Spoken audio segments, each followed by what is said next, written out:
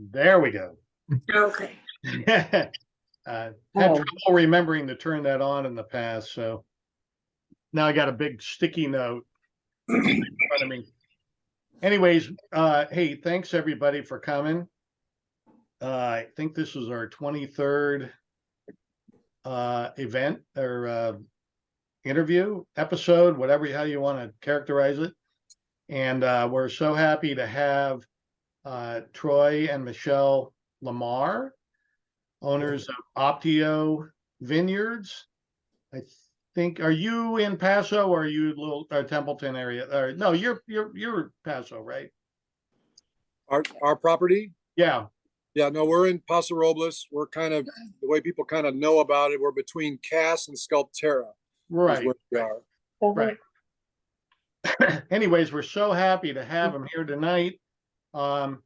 Obviously they're not as you know, we're trying to learn about new small producers, learn more about them, introduce ourselves to them so that you will consider to go by there and try some of their wine sometime. I have to tell you, this is pretty enjoyable, and matter of fact, show us what you're drinking right now.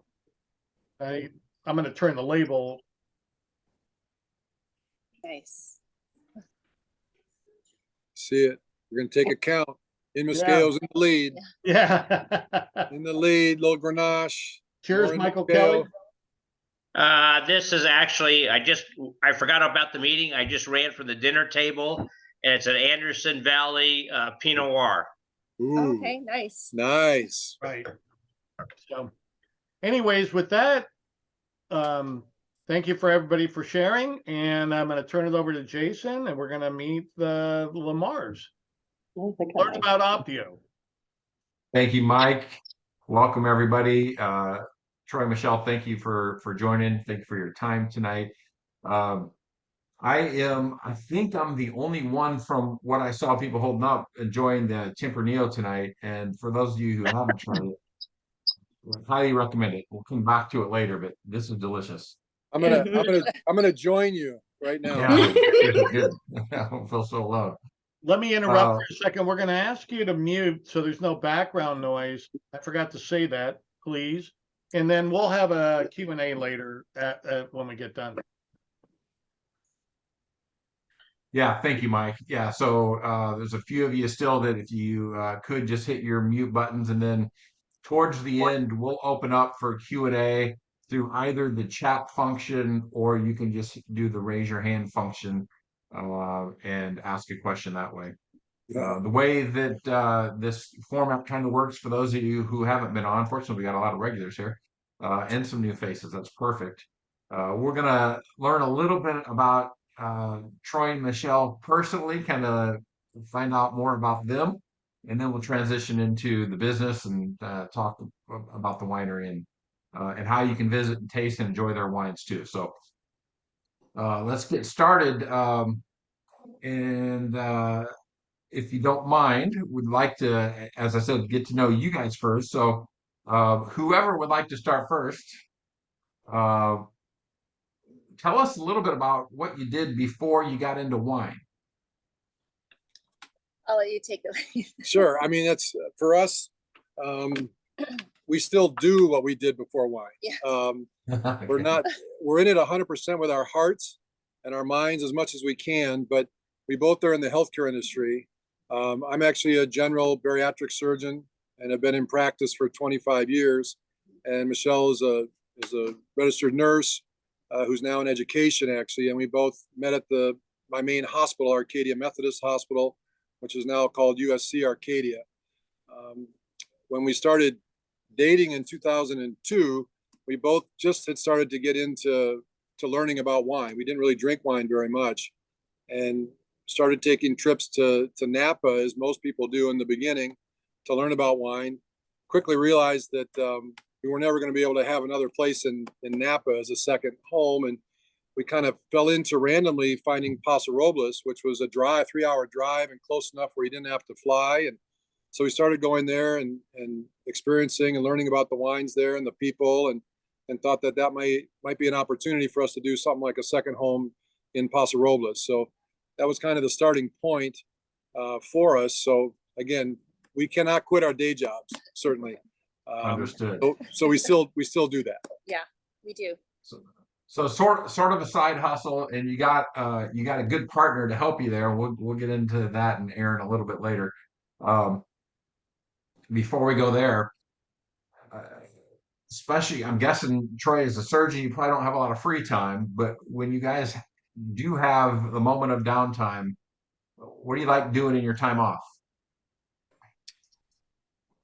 Well, a lot of it now is with our soon-to-be 7-year-old son, Troy. We call him LT, Little Troy. All right. But I like to golf. We like watching movies. We like, eating and drinking. I like to cook on the grill. Everybody has the same answer, I guess. Then we like hiking. Yeah. Our favorite thing is to go up to our place in Paso Robles and just hang out on the porch and look at the tree that everybody looks at when they taste up there. That's what you see. It's our label. If you go to the website, you can see some of the views that you'll have when you come up to see us there, and just relax and decompress. And the minute we get into our place, we pull up, and that allows us to do that. So we're very, very fortunate to be in the business and to have our little place up there. Indeed, and Paso has the best trees. Those oak trees, I really enjoy them. So it's a good choice for the label. Michelle, anything you would add? No, I think kind of our little boy kind of dictates pretty much what we're doing between Little League and practices and sports. He likes sports. So we kind of run around with him. And he's only just barely going to be 7, but surprisingly, he keeps us pretty busy, and he's a good little guy. But we try to get up to our place like every 6 to 8 weeks as much as we can and enjoy it. But that's our number one fun thing to do, is to literally just go up to our place and hang out and just kind of plant ourselves and look at, like he mentioned, look at the tree and just open up a bottle of wine and go for walks in the vineyard. Right. So again, very, very fortunate to be able to do that. Yeah. Planting the vineyard was pretty special for us. We could do that and kind of just hang up there. Yeah, hard to beat. I am advocating for a high-speed train from the LA area straight to Paso, though. Sounds good. I would use it all the time. What is Michelle, we'll start with you on this one. What is your favorite non-wine adult beverage? Oh, I really like old fashions. Ah. I also like IPAs. I drink a lot of IPAs. Oh, there we go. Good flavors. Yeah. How about you, Troy? Well, I used to be a vodka tonic guy before I got into wine, I guess. Now I really like some Belgian beers, smooth Belgian beers, I guess. Yeah. I'm not a big IPA guy. Too bitter for me. More for me. Belgians are, palatable, a little sweet for me. I used to love Belgian beers. They, kind of got me into crafting. So let's talk about what initially triggered the interest in getting into the wine industry. What was that trigger point for you guys? Well, I think it was more the vineyard. We weren't really kind of looking to make wine or have any wine made. We were just interested in having a property where we could potentially plant vineyard because we like plants and we have an amazing garden here in Sierra Madre. And I know that sounds corny, but it's true. And so we just kind of love agriculture, and we decided to plant the vineyard with the intention of just contracting out the grapes, not so much making any wine. And then it just kind of, we went down into the rabbit hole. So I'll let you take over. Yeah, no, I mean, that part of it kind of fell into our lap randomly. We interviewed vineyard managers before I'll back up. In 2005, I mentioned that we started going up to Paso Robles and just experiencing the people, the place, and everything, and fell in love with it. The people are so nice up there. And, eventually in 2008, after looking around for a few years and looking for a site that would be really good for grapes, I read a lot of books about what that might be, hillsides, south-facing slopes, elevation. We actually came across a property that we have now And we thought it'd be a perfect place for planting vineyard. And so in '08, we actually were able to purchase the property, and it really was kind of all cross fenced with horse fencing. There was a double wide mobile that was all beaten up on it. But we knew that the site was really pretty spectacular for grapes, for the right grapes. And so we bought it. And after we interviewed several vineyard managers, we settled on a gentleman named Neil Roberts, who's been in the industry for many years up there. He has his own winery called Clavo Cellars in Templeton. And we just kind of hit it off really well. And he had kind of the same vision for the site that we did. And so in 2014 is when we actually were able to pull the trigger and get the vineyard planted. And we decided to kind of do it old world style. And the varietals we chose were for a couple different reasons. We chose Tempranillo because Michelle's half Spanish, essentially, and we liked the Tempranillos that we tried out there. And nobody at the time was really growing or making Tempranillo in Paso Robles. And then the other varietal we chose was kind of due to Neil saying that he thought our hill was really screaming for Petite Syrah, because both those varietals do extremely well in very warm weather, obviously. And we grow them head trained as well. So the canopy cover is tremendous versus the vertical trellis system a little bit. And so we've been fortunate during these heat waves where a lot of other vineyards have suffered from the 110-degree heat. Our grapes have come through it incredibly. And Aaron has spoken to us about that many times already since he took over making the wine for us. So the wine started with Neil coming to us, when was it? In 2012, Yeah. 2014, I think, as we were planting, because it was 2012. He had some Tempranillo in barrel, and he said, "You guys want to make some wine?" And we're like, "Not really," but he said, I got an extra barrel of Tempranillo," and we said, "All right, well, how much is a barrel of Tempranillo? How many cases?" He said, "Well, there's 25 cases in a barrel." Michelle and I looked at each other and we said, "Well, we can drink 23, but I don't know about 25. Right. So we thought we kind of had to do something real. And so we bought a Burgundy barrel. We moved it into a special barrel and decided to try to figure out a label, a name, and all these things. And that's really where the genesis of where the winemaking came. Right. Long story short. Yeah. I talk too much. Just tell me to shut up. That's all good. That's what we're here to do. So it started with this kind of romantic vision of just buying a vineyard, and then with no initial thoughts of making wine, and as so often the case, you're around it, and the opportunities come up, and it's just too tempting to resist, I imagine. Yeah, and we were again very fortunate with all of this, but when we were planting, Neil had the Beckett brothers come over. They had what's their Chronic Cellars. They run Chronic Cellars. Their family started Peachy Canyon, actually. And Josh came over and saw our site. And we actually were able to contract our grapes with them, all of our grapes, before we even planted. So experienced people in the industry saw our site and thought that the grapes were going to be pretty phenomenal. So they contracted before we even had planted. So we're very lucky with that. And that's proven to be true. So do you remember the first wine that each of you had that really made an impression on you and made you think differently about wine? I think for me, I just kind of started enjoying wine kind of around the time we started dating in '02. And it just kind of aligned perfectly. And I'll let you explain your aha moment. But my aha moment kind of came a little bit later with a next of kin. Oh, nice. Yeah. And that one was pretty special. And started big. Yeah.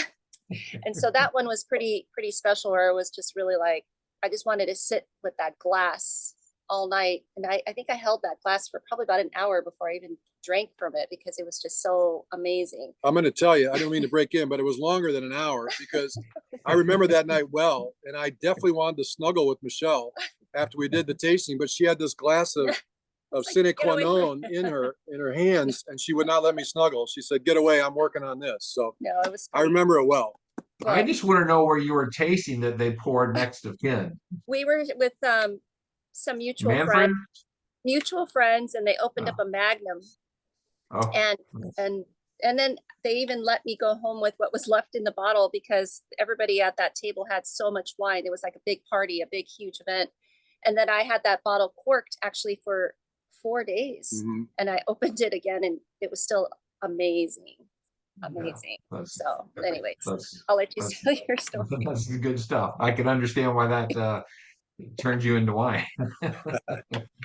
My story is probably not quite as good as that, but again, as I mentioned, I was a vodka tonic guy until I had my aha moment. Actually, we were building out minimally invasive surgery suites at our hospital at Methodist back in 2001, and as we finished, the reps came to me and said, "Well, we're finished. We need to go celebrate.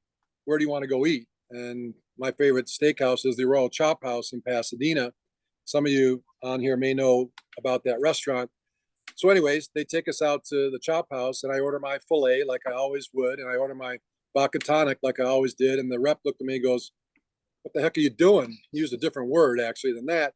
I said, "I'm drinking my vodka tonic." He's like, "No, no, no, no, no. You can't do that. You got to have some wine with that." I said, "I don't drink wine. I don't like that stuff." He's like, "Listen, I'm going to order a bottle. You're going to try with your filet, and you tell me if it doesn't change your life." And I said, "All right, go for it." And so he ordered up a 1997 Heights Cellars Trailside Vineyard Cabernet, and I had it with my steak, and it changed my life. Changed my life. Yeah, well, you guys both started with some good stuff. Definitely. What wasn't box wine that got you guys into it? No, not quite.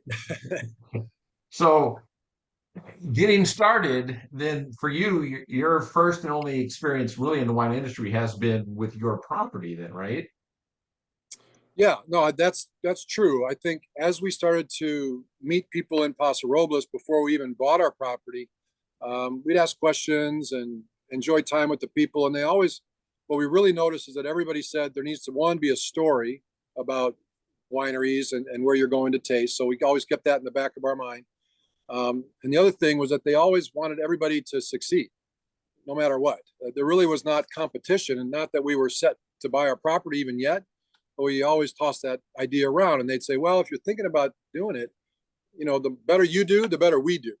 And so that always stuck with us. And so really special people there. The wines are phenomenal, and always been very encouraged by the people that we met in the industry there. Now, speaking of which, so you decide at some point, sometime thereafter, 2014, I guess, that you're going to start making wine. Mhm. And how do you come across or make the connection with Aaron Jackson? And Aaron Jackson, for everybody who doesn't know, has his own label, a couple labels actually. But Aaron is the predominant one that most people know. He's the go big or go home guy, as I think of Aaron. But he's a fixture. He's a fixture in Paso. Has been around since Paso Underground days. Yes. Um, so tell us about that story. Well, tell we when we met met him we met Aaron and Paso Underground when we were first had the property. So it's Or been 08. 08, that's right. So we used to go in there and we had his wine, and that's kind of where I discovered Petite Syrah.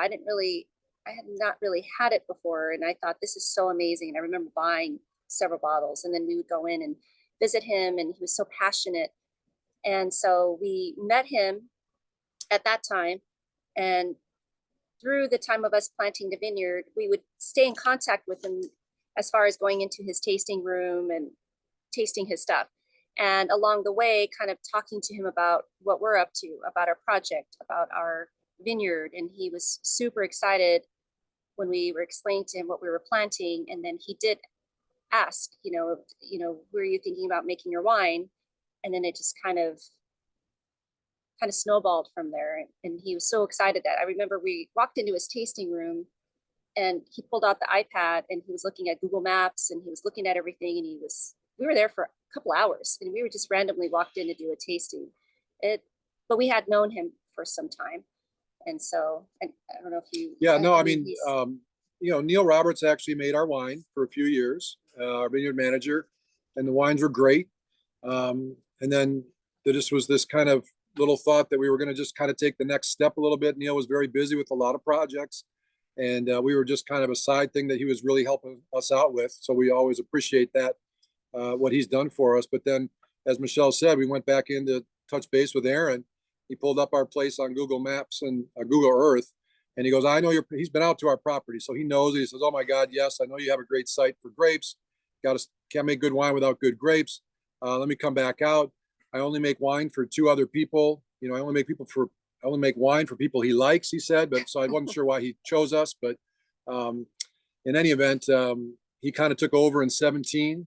And so since then he's been making our wine, and we're just extremely fortunate to have him doing it. He's, as I always say, he's kind of this mad chemist.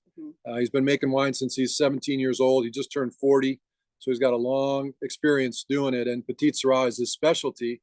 And I think the 2022 grapes that we harvested from our hillside, he said were the best Petit Syrah grapes he's ever seen ever from anywhere he's ever harvested. So we're excited about that coming out again in about a year or so. So I bet, for good reason. So you mentioned earlier reference to old world style.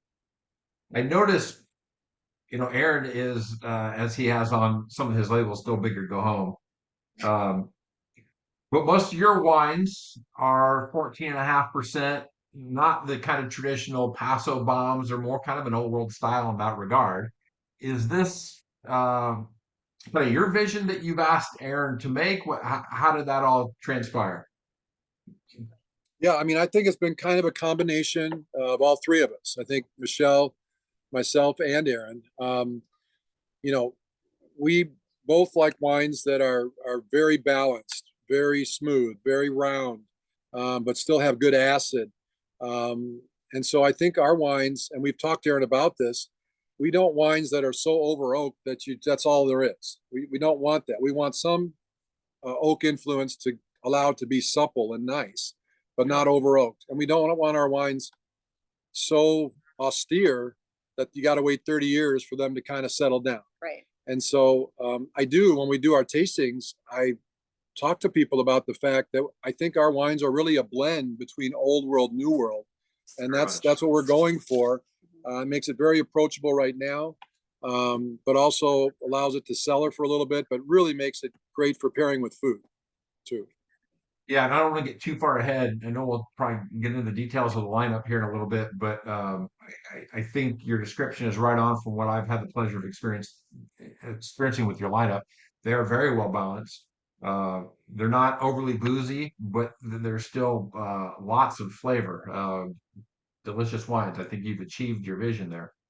The story behind the name, I think you have it both on your label and on your website, but do you want to talk about that briefly? I will. I don't know if Michelle's willing to listen to it for the 150th time or No, not, it's but fine. Should I go for it? Well, yeah, I'll go for that's it. fine. All right. So when we finally decided to have a wine label, as everybody may or may not know, it's very difficult to come up with a name that's not out there already. I mean, all the good names are taken. And so one of our favorite Napa cabs or Napa wineries is Staglin Family Vineyards. And so kind of thought that why don't we call our wine label LaMar Family Vineyards? Seems to make sense. Lamar is not a common name. I don't think anybody's going to have that. So I don't remember what year it was, back in 2013 or 14, when we finally had that Tempranillo and we had to come up with something.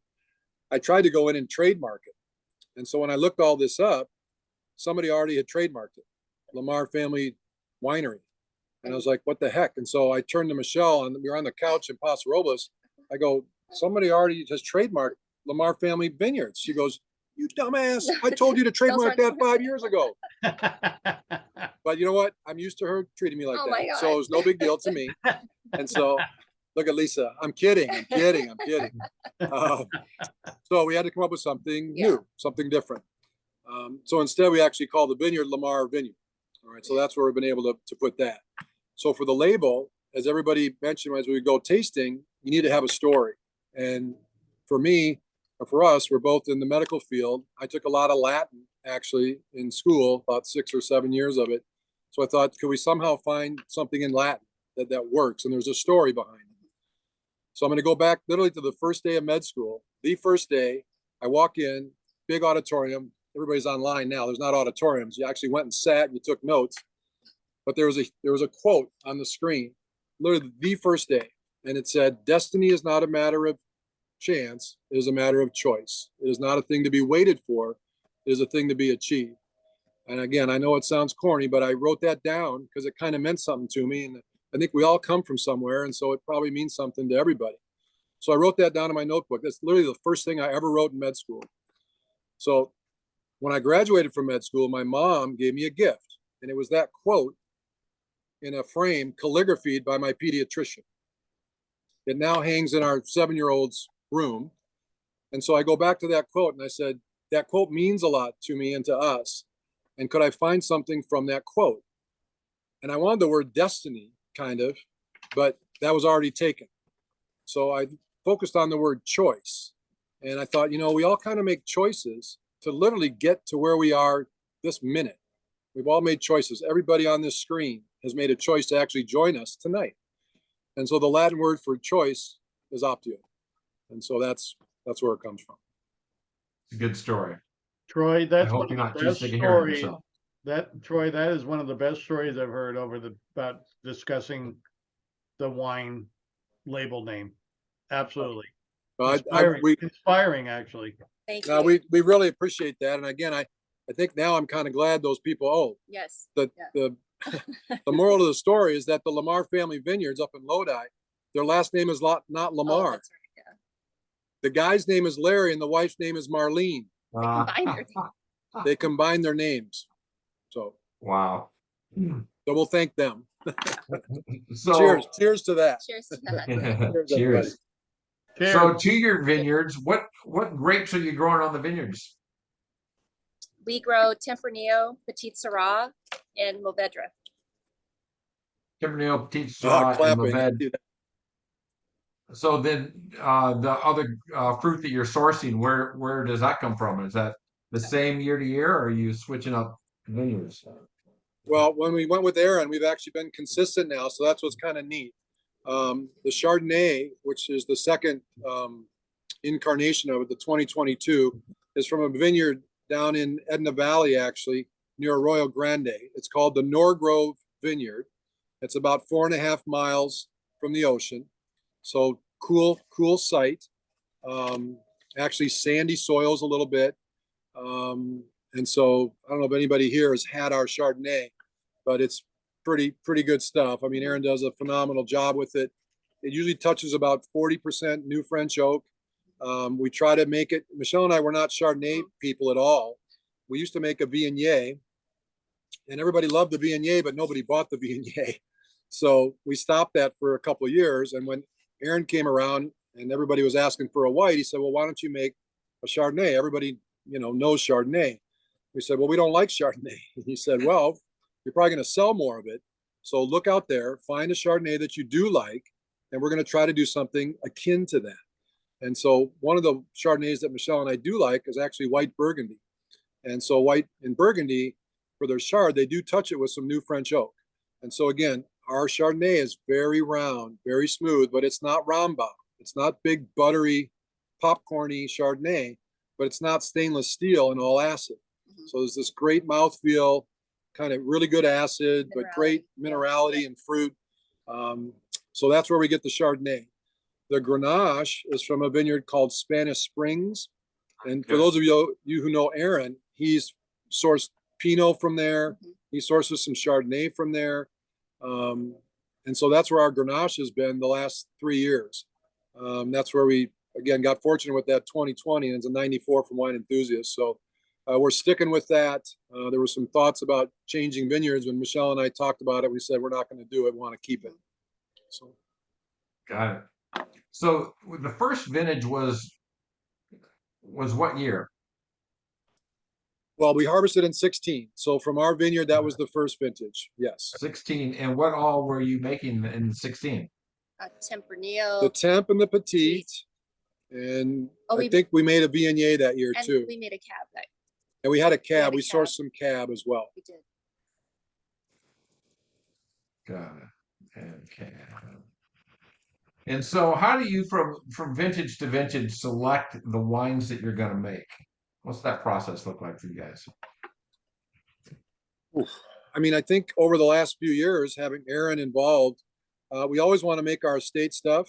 That's the plan. Right. We now have added the Chardonnay and the white, and it's, we sell that out very quickly.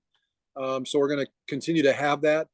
While the Grenache is not a super common varietal, if you're able to have it, for us, it's not made in the style of the Paso Grenache. So it's, as you mentioned, Paso can have very hot wines, very alcohol-y wines. Ours is very blue fruited, black fruited. It comes from Spanish Springs is about a mile from the ocean. It's near Pismo Beach, and it doesn't get harvested for the Grenache until the end of November usually. So Wow. it's so different from anything else you've ever had with Grenache. So we're probably going to keep that in the lineup as well. The one that I'll let Michelle talk about is called In Moscato, which is our red blend, and we want to keep that going too. So I think our lineup now is pretty set for now. The In Moscato is a special wine that Michelle kind of. Oh yeah, that was a kind of an inspiration. I don't know if you're familiar with some Spanish wines out of Spain, El Nido.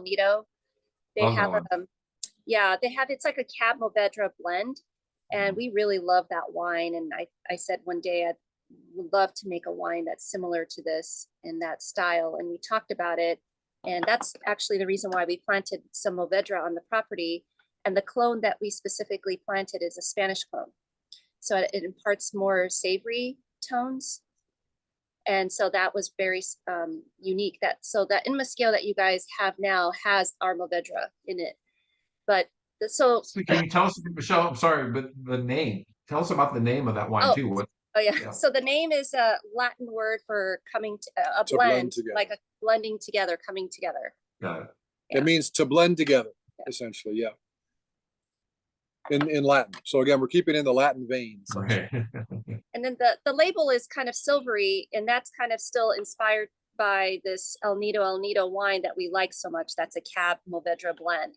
And although ours is not half and half or any of that, you can kind of see on the back, there's a splash of petite in there too, to kind of give it a little bit more of a rounding off. But that's a really fun wine. And I think in terms of our lineup, that's something we'll always have, our red blend, besides our estate.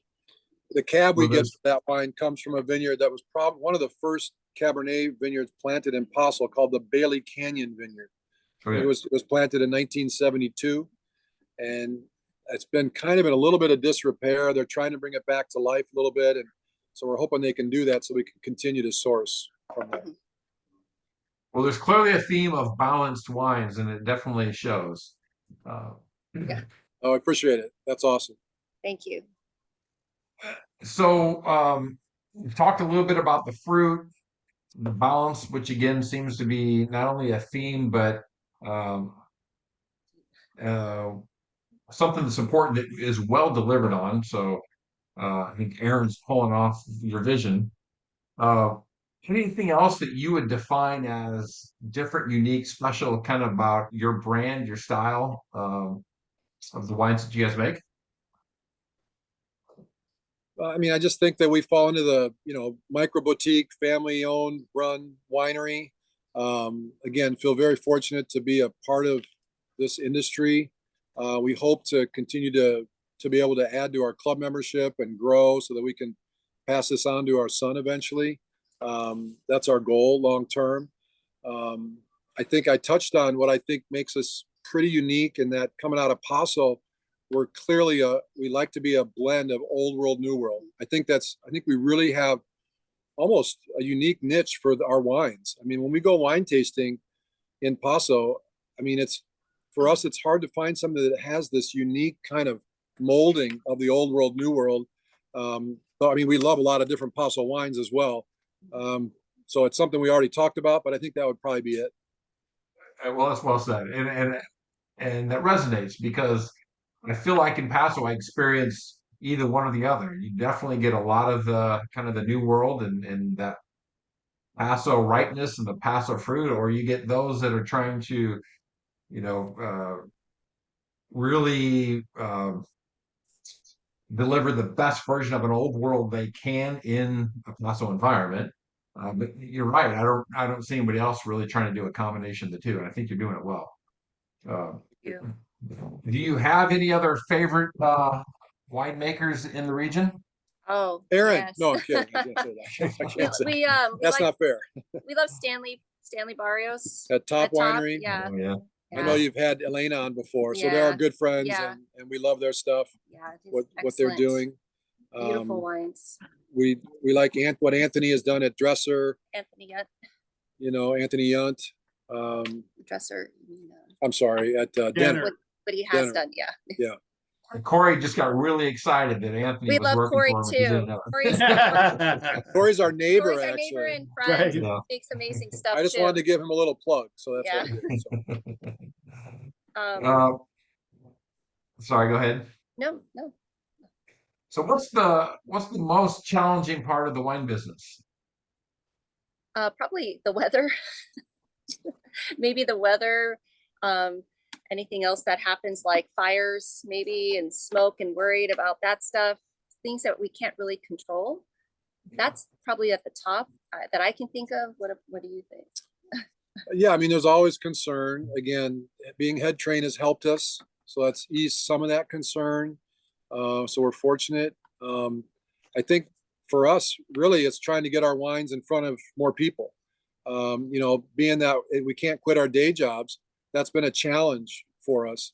So having our property, actually building it up now and redoing it, so it's going to be a VRBO, Airbnb. We're building out our shed and adding to it. It's going to become the LaMar Lounge. So we're going to be able to have a separate spot for doing tastings, but still include the vineyard tour and walk, even if people are staying at the house. So yeah, it's just, you know, we love talking to people, meeting new people, sharing our wines. But it's just hard to do it as much as we'd like. We do a tasting once a month here at our place in Sierra Madre, usually one Saturday a month from 3 to 5 p.m. so that we can get it in front of more people. We try to send those types of things out on our emails and Instagram. And then I wish we could be up north to do all the tastings there, because again, our favorite place to be. But now we've got Angie and DJ who do tastings for us. So we're very fortunate with that. And so we're doing our best, but that's the biggest challenge, but it's all good. Again, we feel very lucky to be here with all of you tonight. So what's the most exciting so- part of? I'm I was sorry, gonna Mike. say, Angie and DJ, Dad's Badass, they do pour tastings for you. Yes, they help us with Nice to tastings. meet you. And someone asked, we do tastings here in LA. Yes, in Sierra Madre. At our Okay. house. And then, so we've talked about the most difficult part. And by the way, that's what we hear most commonly is the unpredictability of the weather and, you know, being completely out of our control. And then, you know, just selling it and everything that comes with selling it, because most people get into wine because they love wine, not because they like to sell. And that's just a whole nother piece that we hear pretty consistently. But that said, what's the most exciting part about making wine for you guys? Oh, I think Drinking it. No, I'm kidding. all of the above, all the in between, from the vineyard, from walking through the vineyard, from watching it bud break, the whole process, the whole everything, all the way to bottle, and then the cycle, and then it continues, and it's never ending, and it's fun. It's so much fun. Yeah, I mean, everything's I just- it's a living, breathing thing, and It's as Michelle mentioned, you know, we like the aspect of the viticulture tremendously. You know, walking through the rows, and you know, I just get down on my knees, and Michelle's with LT, and we look at the vines, whether it's pruning, bud break, we teach about it. When people come to taste, I love walking and talking about the soils and the vines and the pruning. And then the super fun part is going to do barrel tasting with Aaron and figuring out what our blends might be and how things are coming. I mean, it's literally everything. It's always exciting. When we get to go up there, I'm always texting Aaron, "Are you going to be there? You're going to be there, right? Because we're coming. We got a barrel taste." He's like, "Jesus Christ, not again!" But you know, so it's all exciting. And then again, I see this, you know, group of people that are here. I mean, for us, you know, meeting all these people who have the same passion, and we so can much fun. share something with people. It's Right. you know, it's pretty phenomenal. Well, that's what's so special about Paso. Paso is all community. Everybody wants everyone to succeed, no matter what, no matter who you are. Chris Cherry came out way before we even planted, and I just want to come out there and hang out. And he just kept come and hang out. I mean, all our friends and everybody wants you to succeed. And I think that's so important and special about Paso. and we all help each other. It's definitely a community and friendly neighborly family community. Yeah, it's a differentiator from virtually any other wine in the region I've ever experienced, for Yes. sure. So it's become one of our most or one of our favorite segments here in Meet Your Makers. And it's the last question we're going to ask before we kind of get into talking about the wine lineup at the club and all that stuff. But we want your pro tip, and your pro tip can really be anything as it relates to consuming wine. Maybe something you see from your experience that wine consumers could do different or better to improve their wine enjoyment. Perhaps how they buy their wine, where they store their wine, how they serve the wine, whatever it is. We're looking for a pro tip from you on any of that stuff. Well, I don't know Go if ahead. this maybe not appeal to so much to the consumer, but I don't like foil on top. I like just being able to pull the cork out and not having to cut through. So that to me was like, what? She wants it easy. You got to get in there easily. I'm Thank you. telling No you, boy. foil. No wax, no wax Oh, either. wax. Yeah. That's the worst. Yeah, no. That's all show and no go. Right. I prefer no foil. I like that when we were designing and thinking about what we wanted, it was like definitely no foil. Get the cork and even put the little emblem at the top and we're done. So that to me, I like that. But I don't know if that's so much of a pro tip, but I like that appeal. But I don't know if there's, what do you? I mean, mine's a super simple one. And I don't even know if it's a tip, but certainly living in California, for me, when we would go wine tasting, the wines, almost always wines started out like at room temperature. It's so warm here. I'm not big on that. So my pro tip and what we do with our tastings is our wines start out cool. Right. And because they're going to warm up quite quickly in California in your hands with the True. weather. And so Yes. I think being able to experience the wine in a cool fashion and see it as it evolves and warms up a little bit. I like all my wines cool to start with. So that's my little tip. If you don't do that already, to give that a shot. I think that's a great tip. I agree with that too. If it comes out at 58, I still like to keep it down in the low 60s if possible. But Fuck how do you do you. that effectively outside? If you're outside, that's hard. It's tough. Yeah. See, our cellar's at 55, so I bring it out even a little cooler. But yeah, it's all good. When you start it out cool, it's going to be more fun because it's going to be, anyways, you hear me. I get it. Yeah, perfect. And one note for you guys, the tasting, we can talk more about where you're doing tastings too, but on Tuesdays on our group, on the page, we call Trading Post Tuesdays, but you can post anything about the business. That'd be a perfect day to post in there about where you're doing your tastings. What is your fucking just problem? Hey Jeff, you're not muted. Fuck you. And we're recording. Anyway, you can I don't have a problem. Wasn't me. No. For once, it wasn't me. I mute. Who? Cheers. thanks, Mike. All right. Sorry. So anyway, Go ahead. take advantage of Tuesdays to post that on the group, so people know where they can come taste. Yes. Okay. Okay. Where they can come taste the wines. Cool. But I want to turn over to you guys to talk about your current lineup, talk about your wine club, and talk about where people can come taste your wines.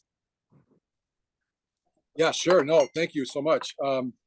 So again, as I mentioned, we do tastings once a month at our house here in Sierra Madre, outside on the decks. We have 3 decks outside.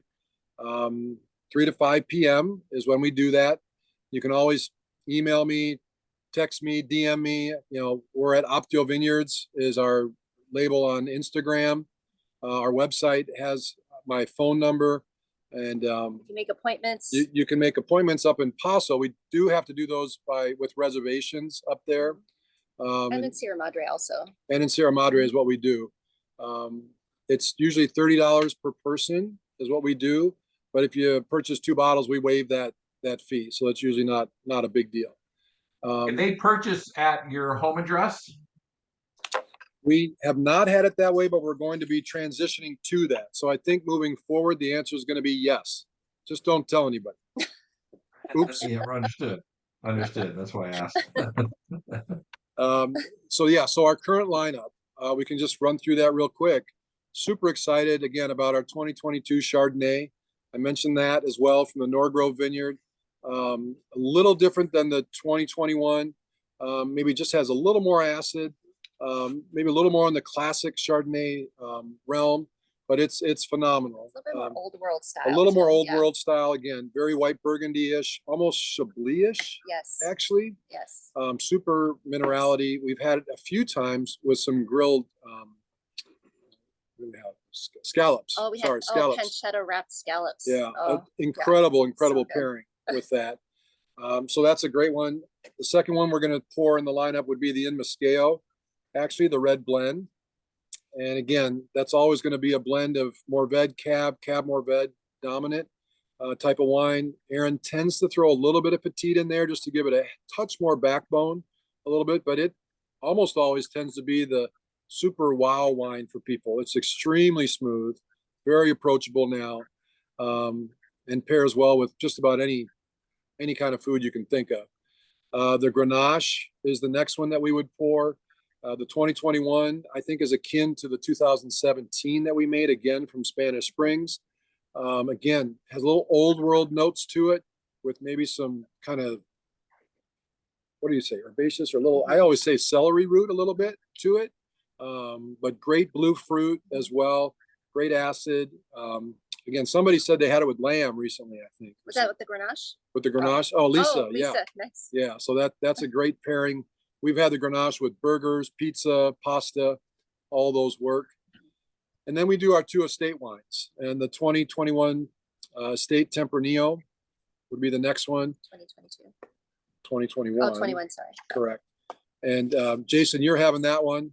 And as I was mentioning, we actually used a special barrel for that vintage for the first time. It's called a Tonnelier O barrel, which a lot of the cab makers in Napa use for their cab. So not that we wanted anything over oaked, but I wanted just to round and smooth everything out with this Tempranillo.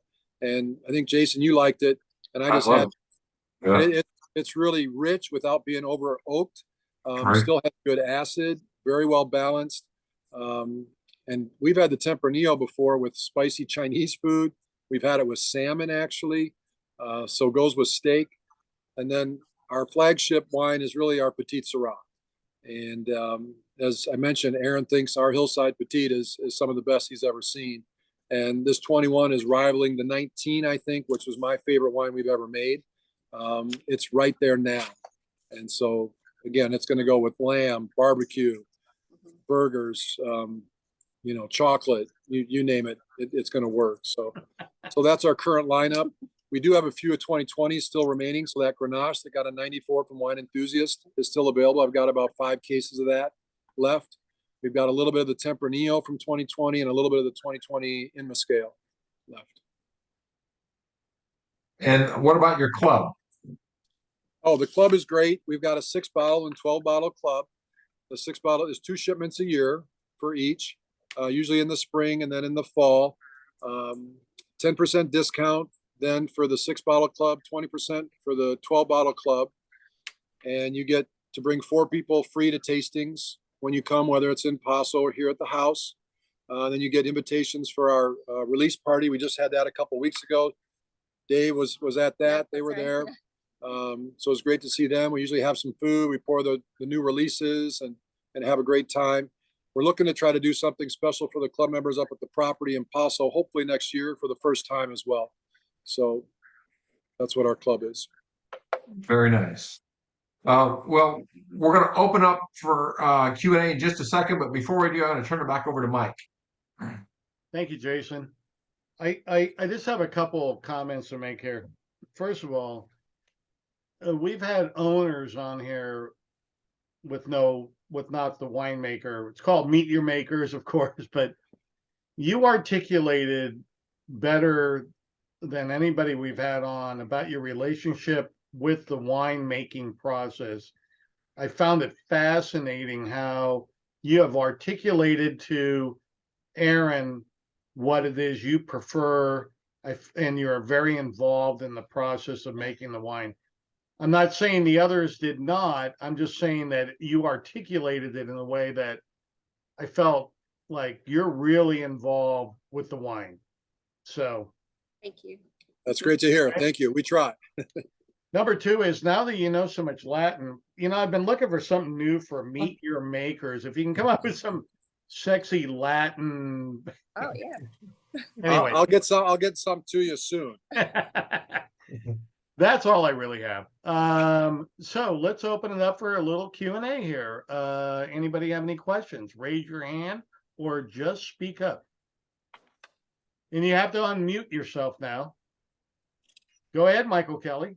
Hi, I'm the outlier from the group. I'm in Northern California, but I follow Paso Robles because of lots of reasons. I'm a wine writer.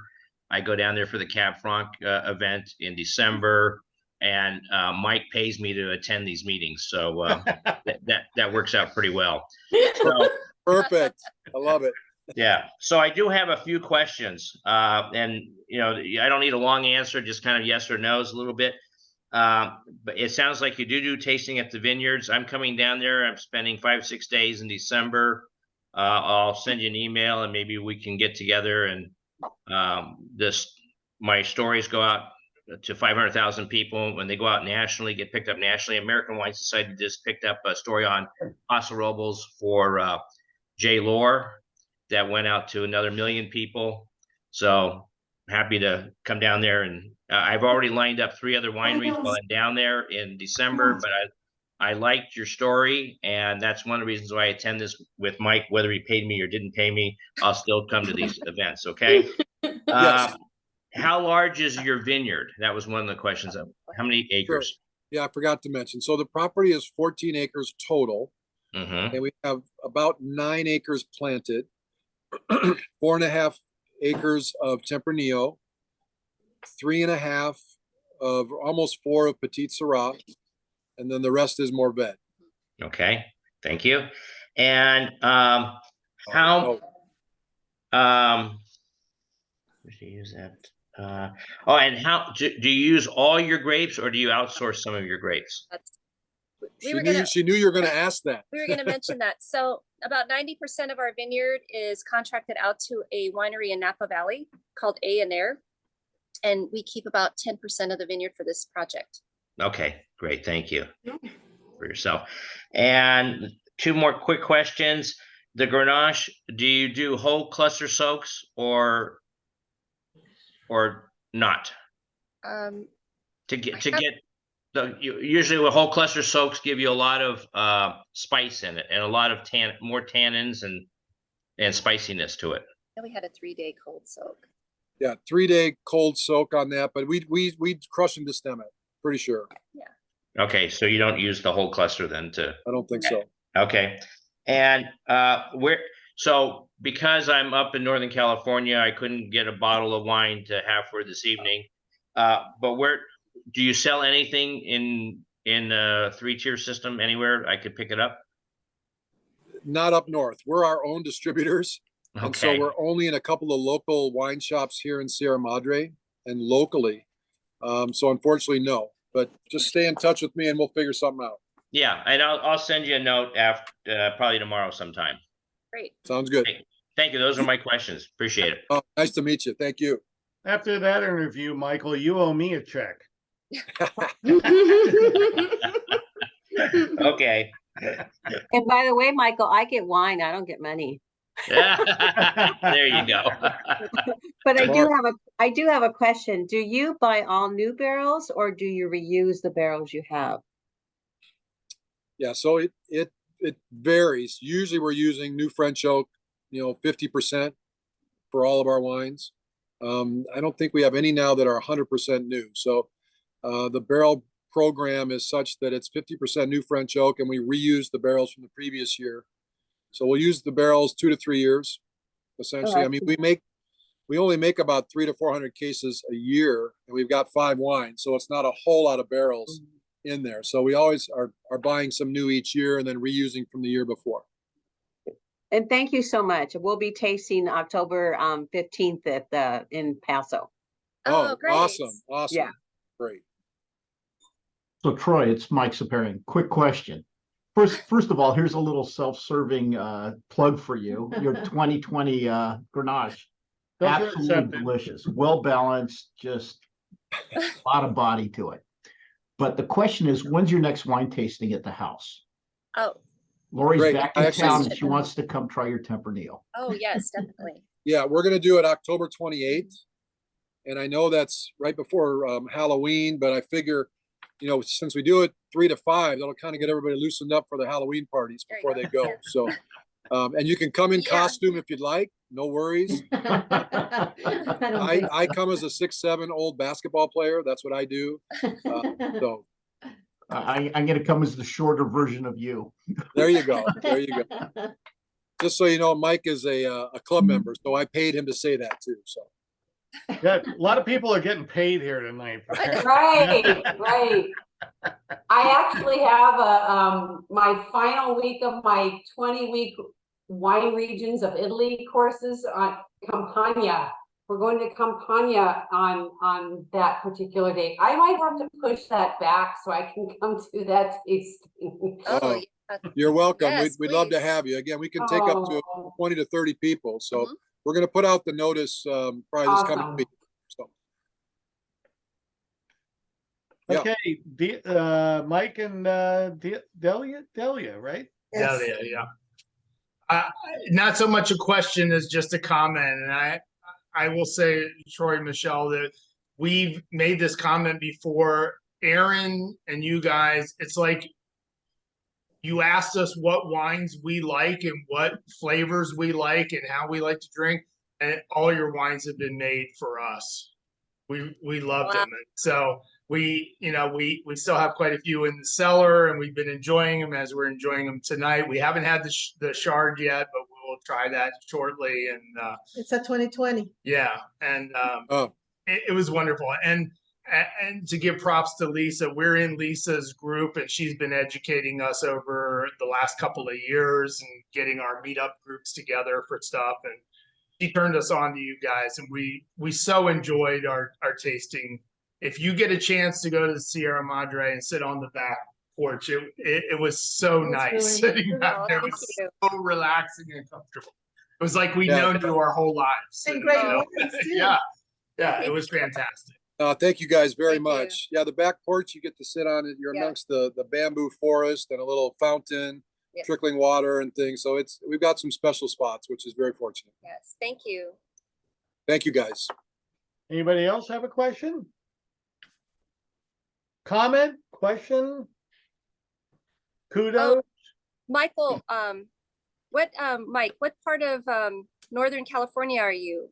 I'm in the Sierra foothills, but I've been in the Bay Area basically all my life in high tech, and retired out in the boondocks here on a golf course, so I can appreciate Troy's comment. And those are golf balls from most of the top 100 courses in the United States and around nice. Europe.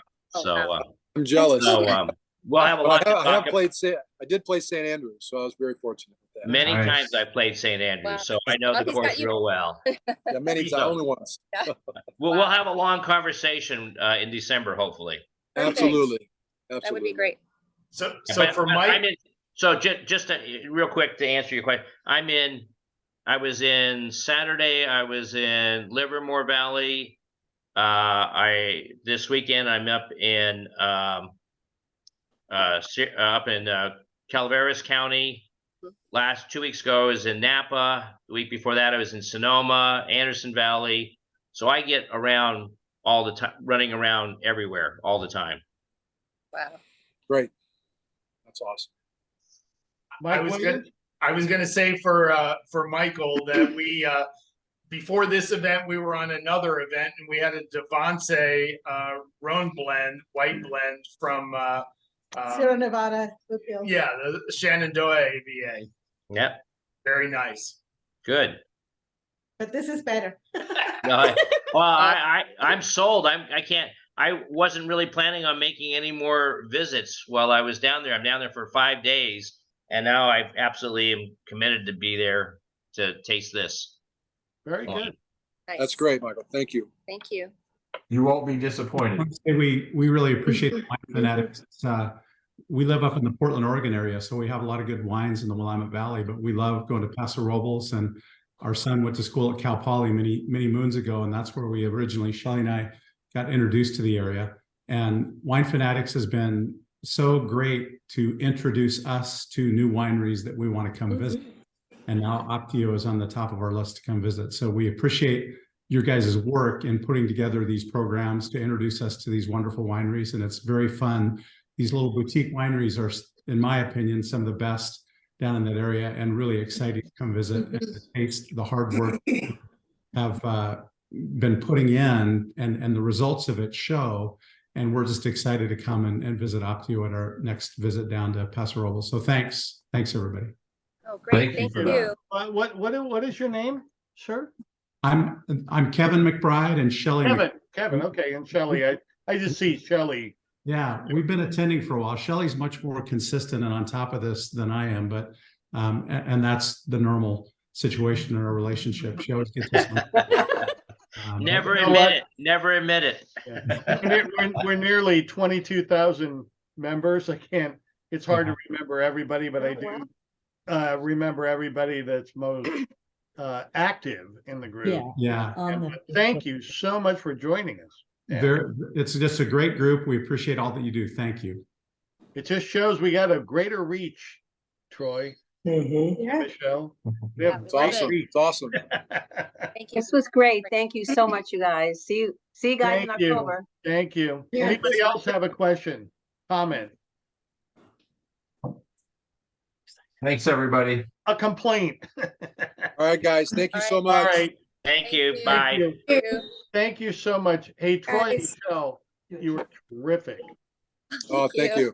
Thanks for having us, guys. you We so really much. appreciate Thank you it. so much. Yeah, Thanks, thanks, Mike. Troy and Michelle. Thanks, All All guys. right, guys. Thank Good you all. evening, everybody. Thank you. Take care. Thank you. Bye. Thank you for doing this. This was fun. Really You nice. got it. Thank Fun. you, Lisa. I am going to stop recording. Anybody got any questions? No? Bye. Hey, I have to tell you, Troy and Michelle, you were terrific. Really. Thank you. Thanks so much, you. Mike. Bye, Let me hold on a second. Let me Nice to meet you guys. This is my friend Vanessa. Oh, hi. Nice to meet you.